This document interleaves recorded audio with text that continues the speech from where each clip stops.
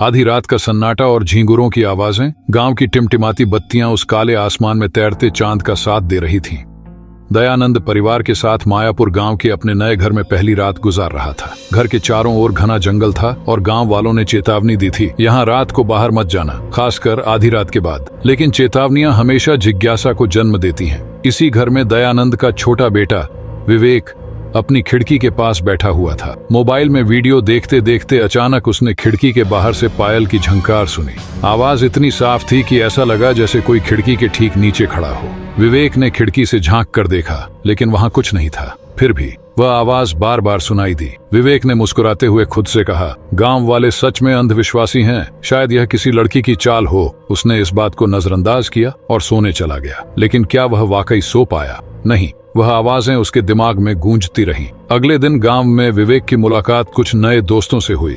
वे सब गांव के आसपास की कहानियों पर हंसी मजाक कर रहे थे। तभी एक लड़के ने कहा, तूने रात में पायल की आवाज सुनी क्या? विवेक चौंक गया। हाँ, लेकिन यह क्या है? लड़कों ने उसे डराने की कोशिश की। यह यक्षिणी है जो हर रात अपनी शिकार ढूंढने निकलती है। वह इतनी खूबसूरत होती है कि कोई भी उसके जाल में फंस जाता है, लेकिन जो उसके करीब जाता है वह फिर कभी नहीं लौटता। विवेक ने इस बात को मजाक समझा। उसने कहा, मैं खुद जाकर देखूंगा कि यह यक्षिणी क्या चीज है। तुम्हारे जैसे डरपोक नहीं हूँ। रात होते ही विवेक ने अपने कमरे की खिड़की खोली। जैसे ही आधी रात हुई, पायल की वही आवाज फिर गूंजने लगी। इस बार विवेक ने दरवाजा खोला और बाहर निकल पड़ा। गांव की गलियों में सन्नाटा था। आवाज उसे जंगल की ओर बुला रही थी। जंगल के रास्ते पर एक लड़की खड़ी थी, लाल जोड़ा पहने। उसके पैरों में पायल चमक रही थी। विवेक उसकी तरफ खींचता चला गया। लड़की ने मुस्कुराते हुए कहा, तुम मुझे देख सकते हो, बाकी लोग तो मुझसे डरकर भाग जाते हैं। विवेक ने उसकी आंखों में देखा और बोला, मैं डरता नहीं, तुम कौन हो? लड़की ने जवाब दिया, मैं तुम्हारे जैसे किसी का इंतजार कर रही थी। उस रात के बाद विवेक और उस लड़की, जिसका नाम अन्वेषा था, की मुलाकातें होने लगी। हर रात विवेक जंगल में जाता और अन्वेषा से मिलता। बदले में वह उसे सोने और पैसों के बैग देती। विवेक की जिंदगी पूरी तरह बदल गई। उसने नशा करना शुरू कर दिया, दोस्तों में पैसे उड़ाने लगा और यहाँ तक कि अपने माता पिता से झगड़ा करके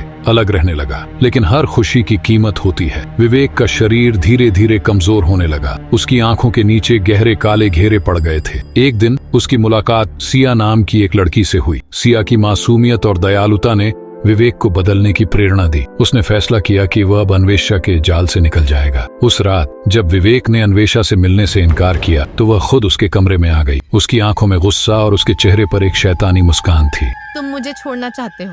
उसने गुस्से में कहा। विवेक ने कहा, मैं अब यह नहीं कर सकता। मैं किसी और से प्यार करता हूँ और एक सामान्य जिंदगी चाहता हूँ। अन्वेषा ने अपनी असली शक्ल दिखा दी।